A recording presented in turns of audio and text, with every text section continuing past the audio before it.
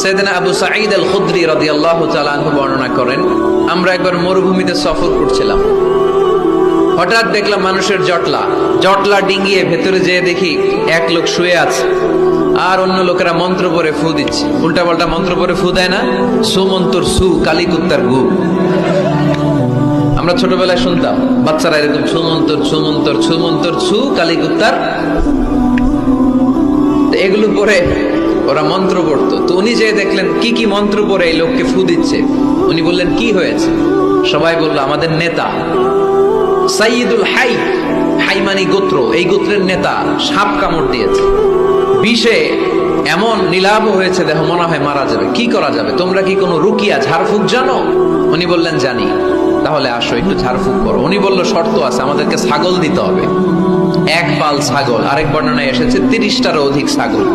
সবাই বলল আমাদের নেতা, এর যদি কিছু হয়ে যায় আমরা নেতৃত্ব শূন্য হয়ে যাব, ছাগল লাগুক আর ওট লাগুক, তুমি আসো।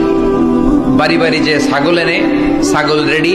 সাইয়েদনা আবু সাঈদ আল খুদরি রাদিয়াল্লাহু তাআলা আনহু পড়তে আরম্ভ করলেন, আলহামদুলিল্লাহি রাব্বিল আলামিন আর রহমানির রহিম মালিকি ইয়াউমিদ্দিন ইয়্যাকা না'বুদু ওয়া ইয়্যাকা নাস্তাঈন اهدنا الصراط المستقيم صراط الذين أنعمت عليهم غير المغضوب عليهم ولا الضالين পড়েন আমিন।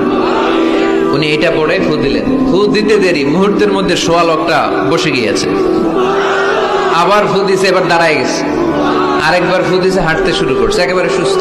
সবাই তো অবাক, টাসকি খেয়ে গেছে। আবু সাঈদ আল খুদরি রাদিয়াল্লাহু আনহু বলে, টাসকি পরে খাও, আগে ছাগল দাও। কারণ ছাগল দেওয়ার কন্ডিশন ছিল না, ওরা ছাগল নিয়ে আসছে। সাইয়েদনা আবু সাঈদ আল খুদরি রাদিয়াল্লাহু তাআলা আনহু আনন্দে এবার ছাগল নিয়ে সাহাবাদেরকে নিয়ে রওনা।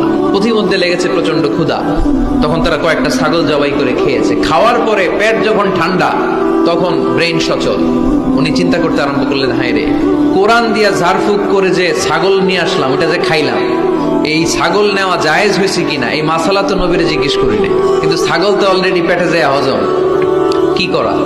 মদিনাতে যে জিজ্ঞেস করবো। মদিনায় যেই আল্লাহ রাসূল সাল্লাল্লাহু আলাইহি ওয়াসাল্লামের দরবারে যে জিজ্ঞেস করলেন, ইয়া রাসূলুল্লাহ, এমন এমন ঘটনা, ঝাড়ফুঁক করে আমরা ছাগল এনেছি, এটা কি জায়েজ হয়েছে? আল্লাহ রাসূল সাল্লাল্লাহু আলাইহি ওয়াসাল্লাম বলে, জায়েজ হয়েছে মানে অবশ্যই জায়েজ হয়েছে, কোরআনের দাম বাড়ায় দিয়ে আসছো মিয়া। ছাগল কিছু থাকলে আমার ঘরেও পাঠায়। সুবহানাল্লাহ পড়তে পারলেন না?